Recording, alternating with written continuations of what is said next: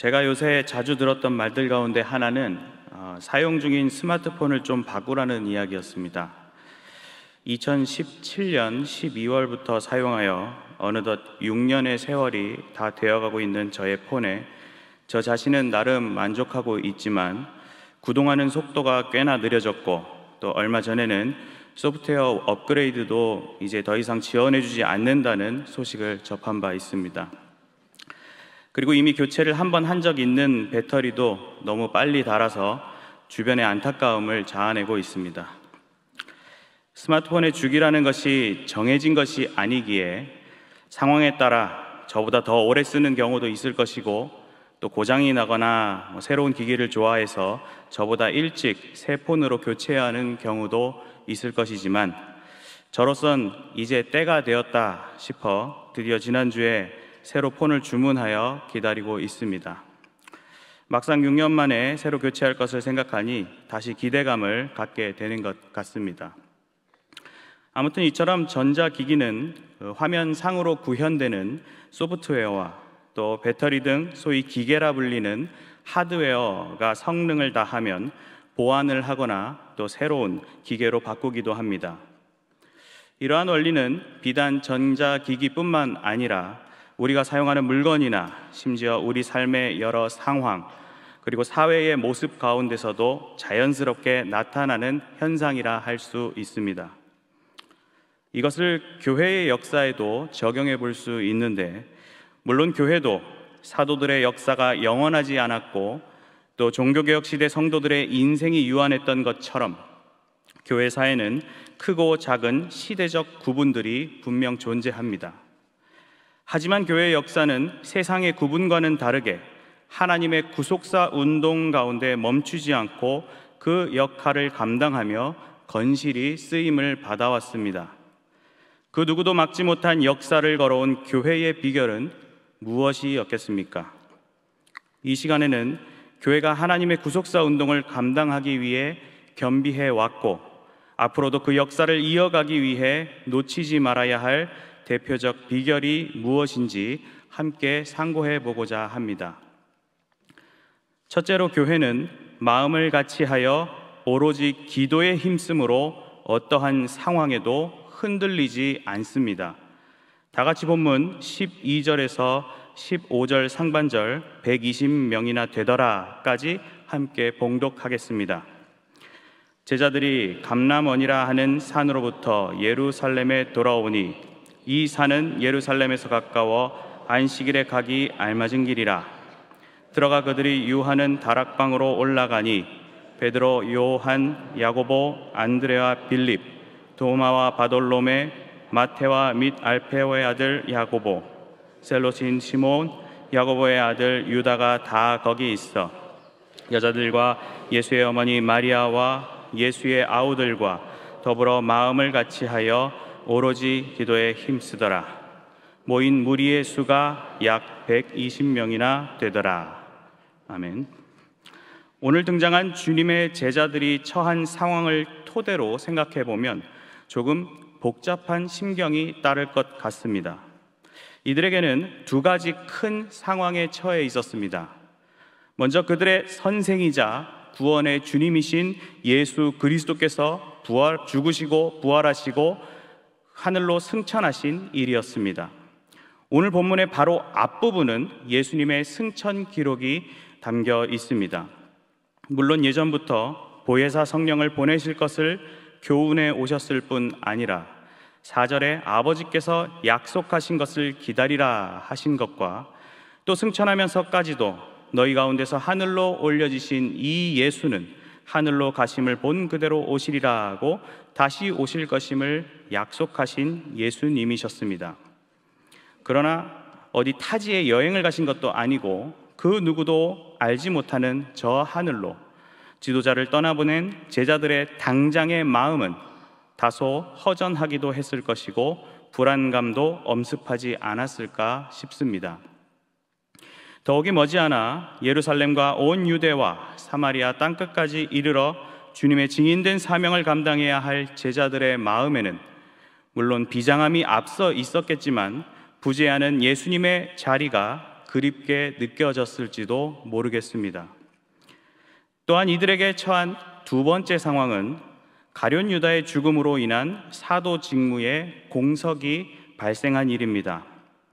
가룟 유다는 본래 사도로서 역할을 감당했지만 그 무리에서 이탈하여 은 30에 예수님을 팔아넘기고 결국 스스로 목을 메어 비참한 죽음을 맞이한 인물이었습니다.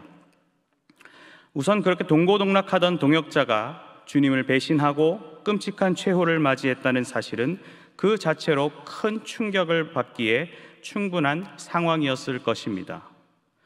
그런 마음을 추스르고 보니 이제 사도들은 이 가룟 유다의 빈 자리를 다시 채우는 일에 신경 써야 하는 상황을 맞이하게 된 것입니다. 지도자와 동역자의 갑작스런 부재는 물론 생각지도 또 경험해보지도 못한 상황이었을 것이기에 당황스러움이 동반될 수 있었겠지만 무엇보다도 사도들은 자신에게 주어진 사명을 펼쳐나가기 위해 정신을 차리고 다시 일어나 새로운 시작을 준비해야 했습니다. 그러한 분위기 속 오늘 본문이 이어집니다. 12절에 제자들이 감람원이라 하는 산으로부터 예루살렘에 돌아왔다고 하였습니다. 이 감람원이라는 이름은 누가가 감람산을 지칭할 때 주로 쓰는 표현으로 이 감람산은 예수님께서 마지막 유월절을 보내시기 전 하루를 머무르셨던 곳이며 또 죽음에 앞서 기도하시다가 체포를 당하신 겟세마네 동산이 있는 장소입니다. 그렇게 예수님 공생애의 절정을 장식하던 배경이 되는 이 감람원에서 제자들은 예수님의 승천까지 두 눈으로 목도하였던 것입니다. 제자들은 그렇게 산에서 내려와 예루살렘에 유하던 다락방으로 올라갔다고 전하는데, 다락방 하면 뭔가 캐캐묵은 창고 같은 공간이 떠오를 수도 있겠지만 사실 원어상으로 다시 살펴보면 위층 또는 옥상에 있는 가장 아늑한 거실과 같은 공간을 의미하고 또 당시 많은 사람이 모일 수 있던 만큼 부유한 사람의 집일 가능성이 있습니다. 이 장소를 제공한 사람에 대하여 여러 학자들은 사도행전 12장 12절에서 언급되는 마가 요한의 모친 마리아를 지목하기도 하는데 사실 그것의 근거가 충분하지는 않습니다. 한편 저는 이 사실을 조금 다른 차원으로 접근해 보고 싶은데, 지금 상황처럼 다락방 제공하면 마가 요한의 모친 마리아가 떠오르고 후대에까지 기념되는 것처럼 극진하고 아름다운 섬김이 우리 권사님들에게도 좋은 기감이 되어 섬김의 어머니들이 되시면 좋겠다는 생각이 듭니다. 아무튼 이 다락방에 11명의 제자만 머무른 것은 아니었습니다. 14절에 보면 여자들과 예수의 어머니 마리아와 예수의 아우들로 그 자리에 함께하고 있었음을 명시합니다. 여기서 등장하는 여자란 단어는 모든 여자를 통칭하는 표현으로 다양한 여인이 그곳에 있었음을 생각해 볼 수 있습니다. 누가복음에 등장하는 대표적 여인인 막달라 마리아, 요한나, 수산나, 마리아와 마르다 자매, 야고보의 모친 마리아가 있고 또 그 외에도 갈릴리에서 올라온 여자들 등 예수님을 따르고 함께 했던 다양한 모든 여자에 포함되었을 가능성이 있습니다. 게다가 예수님의 공생애 중에는 좀처럼 등장하지 않았던 예수님의 어머니 마리아와 예수님의 아우들까지 함께 하였다고 소개되고 있는 것으로 보아 꽤나 다양하고 많은 사람들이 모였던 것 같습니다. 그런데 이렇게 많은 사람, 약 120명이나 되는 사람들이 모여서 한 일은 무슨 비상회의나 성토대회 같은 것이 아니었습니다. 그들은 함께 마음을 같이 하여 오로지 기도에 힘쓰는 모습을 보였음을 본문은 전해줍니다. 무언가 새로운 상황을 앞두고 가져야 할 기본적이고 바람직한 자세는 오직 기도여야 함을 우리에게 보여주는 장면입니다. 이런 제자들의 기도하는 자세는 정말 큰 변화였습니다. 사실 지금 본문의 시간 그 직전만 해도 기도하는 것은 예수님만의 모습이었습니다. 예수님께서는 잡히시던 밤에도 그 습관을 따라 감람산에서 기도하셨고 땀이 핏방울처럼 될 정도로 뜨겁게 기도하셨습니다. 하지만 제자들은 그 밤에도 졸고 있었고 1시간도 이렇게 깨어 있을 수 없더냐, 시험에 들지 않게 일어나 기도하라고 꾸짖음을 들었을 뿐이었습니다. 그런 실망스러운 모습을 보이던 밤, 예수님께서는 종교 지도자들과 병정들에게 체포당하셨던 것입니다. 그랬던 제자들은 이제 기도의 주역이 되었습니다.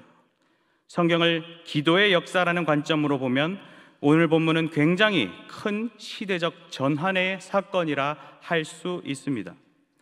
특히 마음을 모아 기도하였다고 하였는데, 이는 하나된 모습, 일치된 모습을 나타내며 성령의 임재를 기다리는 믿음과 그 간절함으로 대동단결을 이룬 제자 무리들의 모습을 엿볼 수 있습니다. 나아가 그들은 오로지 기도에 힘썼다고 하였는데, 이는 무슨 일에 종사하다, 바쁘게 힘쓰다, 헌신하다는 의미로 혼신을 다해 전폭적인 기도 행위를 하였다는 것을 생각해 볼 수 있습니다. 이러한 기도의 자세는 성령의 임재 속 권능을 받아 초대교회가 세워지고 본격적으로 복음의 역사가 예루살렘과 온 유대와 사마리아와 땅끝까지 이르도록 펼쳐지는데 강력한 토대요 필수적 원동력이 되었습니다. 하나님은 이렇게 기도로 세워진 교회를 통해 일하는 분이신 것입니다.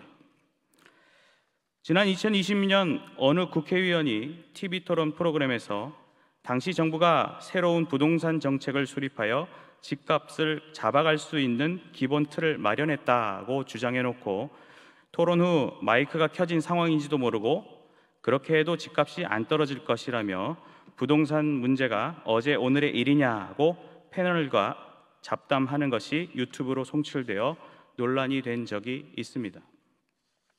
이처럼 말로는 확신에 차 있지만 정작 마음과 행동으로는 그것과 모순된 표리부동의 모습은 우리 자신이나 주변에서 종종 나타나곤 합니다. 어쩌면 신자의 삶 안에서도 그러한 모순된 삶을 기도의 영역에서도 나타내 보이고 있는지도 모르겠습니다. 정작 기도의 중요성을 알고 말하면서도 정작 이 사실을 삶으로 실현시키는 일에는 부진할 때가 있는 것입니다. 은연중에 기도 하나 마나라는 식의 생각이 여러분의 드러나지 않는 신앙관에 자리 잡혀 있다면 그것은 참으로 비참한 일입니다. 또한 기도해야 할 타이밍에 있어서도 무언가를 하기 이전부터 기도하기보다 하는 중에 또는 한 후에 기도하는 뒷북 기도를 할 때가 많이 있는데 이 또한 참으로 부끄러운 모습입니다. 이 자리 권사님을 비롯해 신앙생활의 기간이 좀 되시는 분이라면 경험하면 경험할수록 하나님의 뜻은 우리의 생각으로 도무지 예측할 수 없는 그 결과는 우리의 의지로 온전히 이룰 수 없음을 매일 느끼게 됩니다. 수없는 돌발 상황이 때론 우리를 혼란스럽게 하고 내 예상과 계획에 반하기에 그것을 억지로 밀쳐내며 거부하려는 태도가 우리들의 본성 속에 너무나도 빈번하게 나타나지만 되돌아보면 그것이 결국 인간된 나의 연약한 순간이었음을 깨닫곤 합니다. 참으로 신비롭게 각 개인이 한 몸의 일부가 되어 교회를 이룬 저와 여러분이 교회에 나아갈 길을 만들어가는 방법은 결코 세상의 방법과 같아서는 안 됩니다. 성령을 보내주신다고 한 약속 앞에 겸허히 순종하는 가운데 예수님과 기꺼이 이별하고 또 기다리며 간절한 기도로 그 시간을 채워갔던 그 예수님의 제자들처럼 또 늘 주님을 위해 섬기며 끝까지 그 길을 따르고 마지막을 지켰던 여인들과 같이 우리는 오직 하나님의 뜻을 구하는 기도의 자세를 우리 삶 자체로 만들어야 합니다.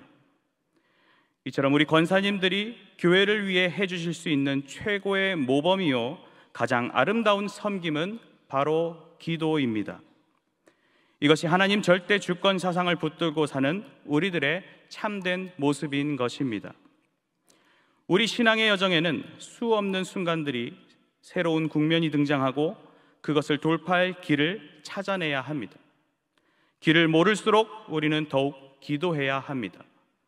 간절히 힘을 다해 기도해야 하며 그러한 기도의 마음을 하나로 모아야만 합니다. 기도의 사람이라 불리며 기도에 관한 교훈을 깊이 정리했던 E.M. 바운즈는 기도하지 않는 삶은 불법 행위이자 불협 화음이요 무법 천지나 마찬가지다. 기도하지 않는 것은 예수 그리스도를 거절하고 천국을 바라는 짓이다. 기도할 줄 모르는 사람은 하나님을 모르는 것이다. 고까지 강하게 피력한 바 있습니다. 경양의 어머니인 권사님들께서 교회를 사랑하시는 깊은 마음을 기도의 금향로에 정성껏 담아 아름답고도 강한 향기를 뿜어가시기 바랍니다. 그리고 기도의 결과가 주어졌을 때 그것이 응하면 감사함으로, 그렇지 않다면 순종함으로, 또 결과가 주어지지 않는다면 기다림으로 성숙된 기도자의 삶을 살아가시기 바랍니다. 하나님께서 일하실 때 기도하는 자들의 입술을 기뻐 받으신다는 사실을 품고 마음을 같이하여 오로지 기도에 힘쓰는 교회의 공동체가 되어 어떠한 상황에도 흔들리지 않으시는 경양의 권사님들과 성도님들이 되시기를 바랍니다. 둘째로, 교회는 일꾼을 택하여 세우는 과정을 통해 주어진 사명을 멈추지 않고 이어갑니다. 다 같이 본문 15절 그때의 부분부터 마지막 26절까지 함께 봉독하겠습니다. 그때에 베드로가 그 형제들 가운데 일어서서 이르되, 형제들아, 성령이 다윗의 입을 통하여 예수 잡는 자들의 길잡이가 된 유다를 가리켜 미리 말씀하신 성경이 응하였으니 마땅하도다. 이 사람은 본래 우리 수 가운데 참여하여 이 직무의 한 부분을 맡았던 자라.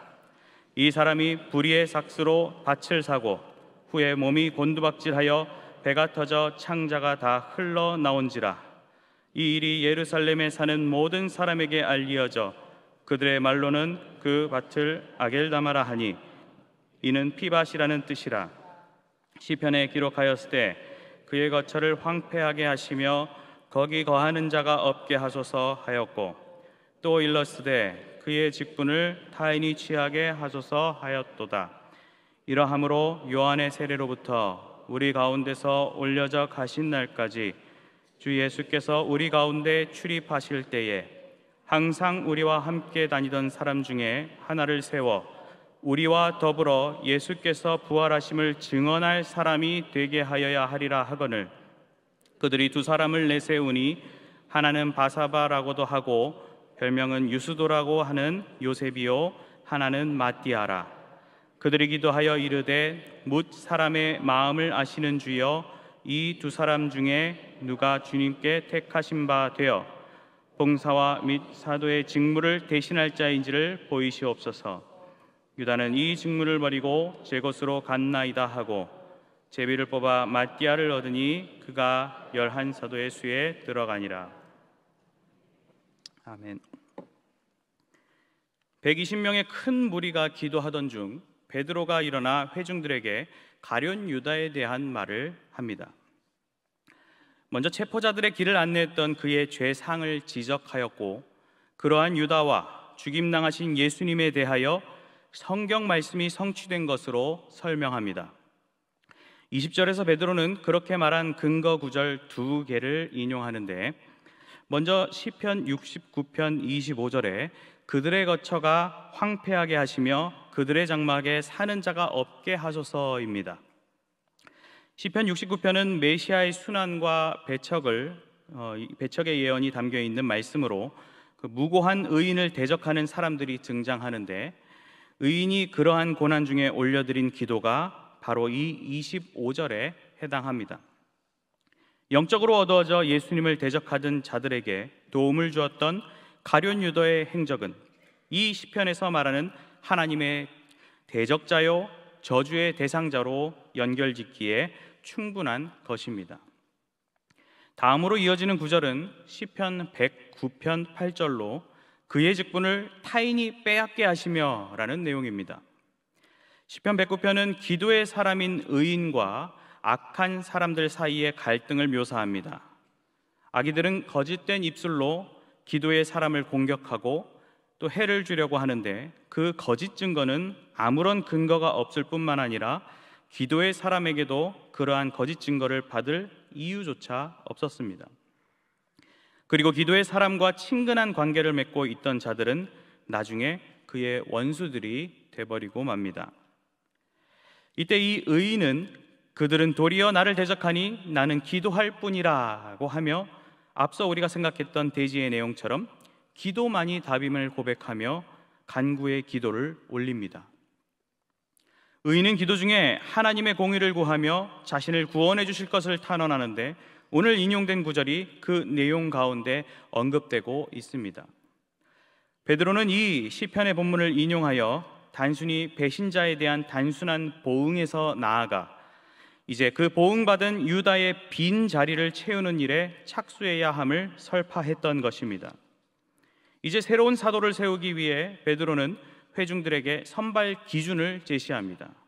그 기준은 21절에 요한의 세례로부터 우리 가운데서 올려져 가신 날까지 주 예수께서 우리 가운데 출입하실 때에 항상 우리와 함께 다니던 사람 중에 뽑아야 한다는 것이었습니다.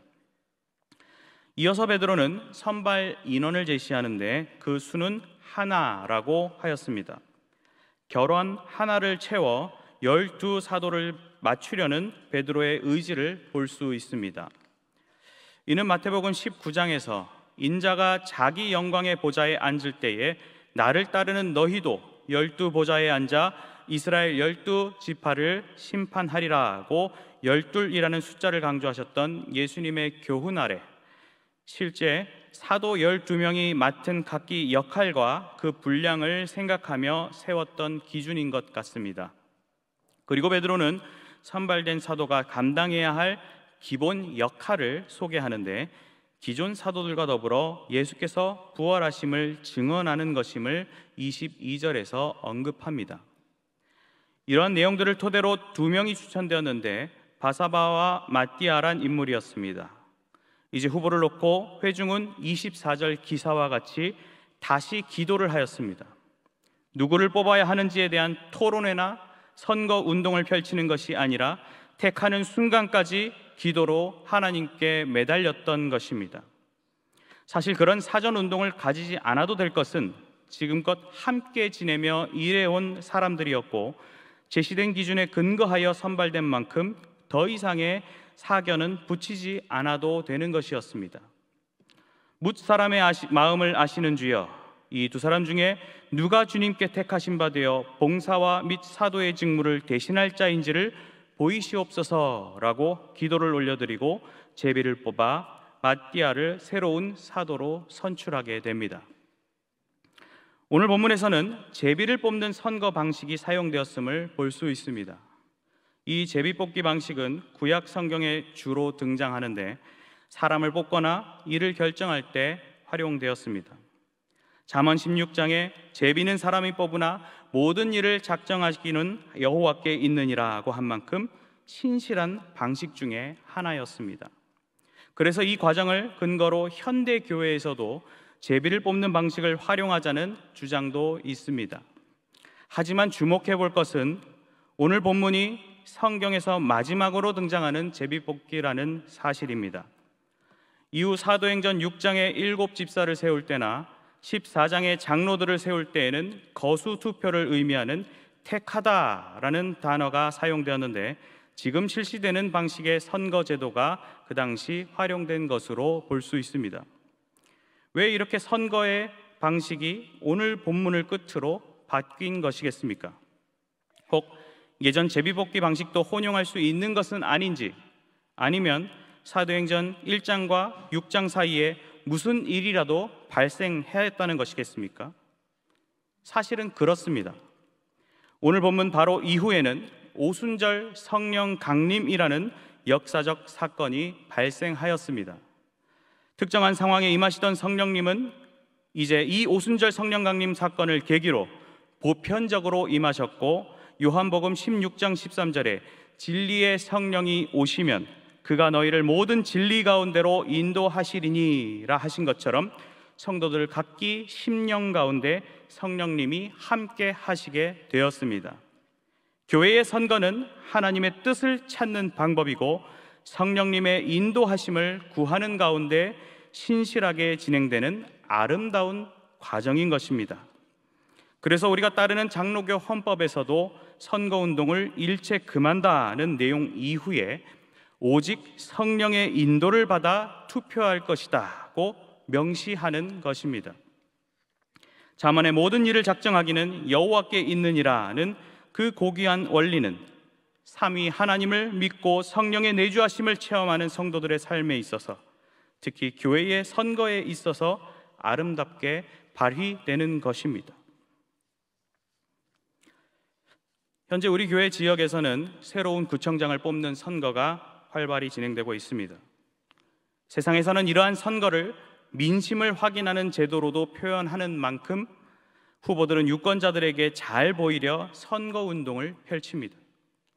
국민이 권력을 가진다는 의미를 지닌 민주주의 제도의 당연한 모습이라 할 수 있습니다.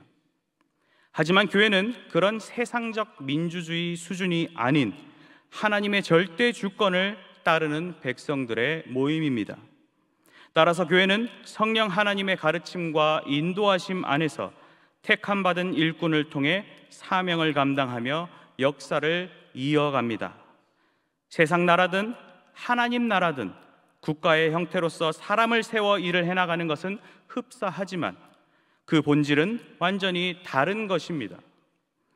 오늘 헌신하시는 우리 교회의 권사님들이 바로 그러한 교회의 신실한 선거를 통해 세워진 직분자들이십니다. 여러분의 세상적 지위나 외모나 그런 것들로 뽑힌 것이 아니며 사람들에게 인지도가 높아서 택함받은 것이 아닙니다. 여러분은 오직 하나님의 구속사 운동의 도구인 교회의 일원으로서 쓰임받기 위해 세움받은 일꾼이며 성령의 인도하심 가운데 택함받은 사명자들입니다. 특별히 여러분의 권사직은 지금껏 기둥같이 쓰임받으시다 이제는 각기 형편으로 활동하기 어려운 선배 권사님들의 빈자리를 채워 그 역사를 끊임없이 이어가기 위해 받은 직책이기도 합니다. 성령의 인도하심으로 세움받은 것을 권사님들 스스로의 심령이 고백하고 있다면 그 삶은 누구보다도 성령 하나님의 능력 안에 거하며 주님의 뜻에 주저없이 순종하는 삶이 되어야 합니다.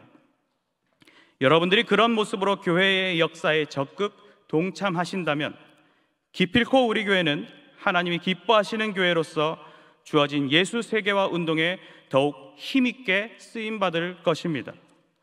나를 세워주신 하나님의 뜻을 받들어 늘 헌신하며 또 그 헌신을 이어갈 후배 권사들을 위해 기도하며 모범을 보이실 때 우리 교회의 역사는 더욱 멋진 족적을 남기며 나아가게 될 것입니다. 경영교회가 올 50주년 이후 앞으로도 할 일이 많이 있지 않겠습니까?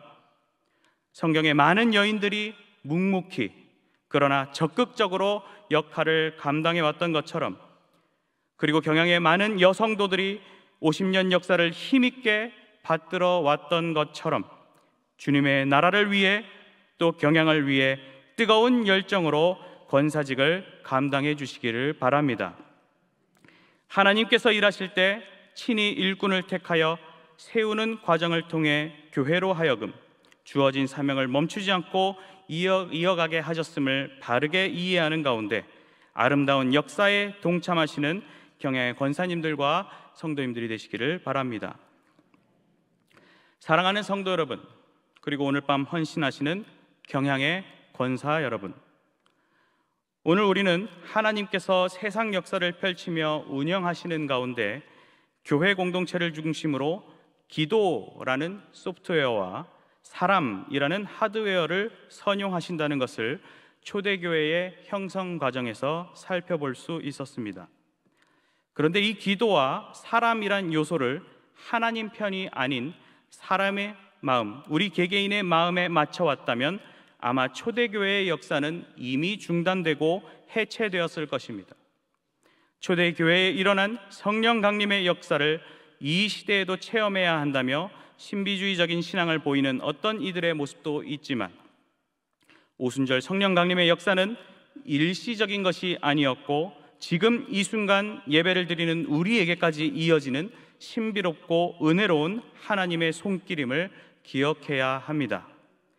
교회가 오직 성령의 가르치심과 인도하심만을 의지하는 가운데 또 말씀 위에 서서 간절히 기도하고 또 사람을 세워가는 일을 해왔기에 교회는 무너지지 않고 복음을 전하며 세계사의 기수로서 세상의 빛과 소금의 역할을 감당해왔습니다. 우리 경양교회도 지난 50년 역사 가운데 새로운 도전과 변화, 또 여러 풍파와 시련 등이 끊임없이 있어 왔지만 어떠한 상황에도 기도하며 하나님의 도우심을 체험하였고 또 주님의 마음에 합한 일꾼들이 세움받아 교회를 지켜내고 부흥해 왔습니다. 그것의 산 증인이요 주역들이 바로 우리 경양교회 권사님들이셨습니다. 우리 교회의 자랑이요 큰 원동력인 우리 권사님들이 앞으로 이어질 경양의 역사 속에서도 주님의 귀한 도구로 쓰여지길 소원합니다.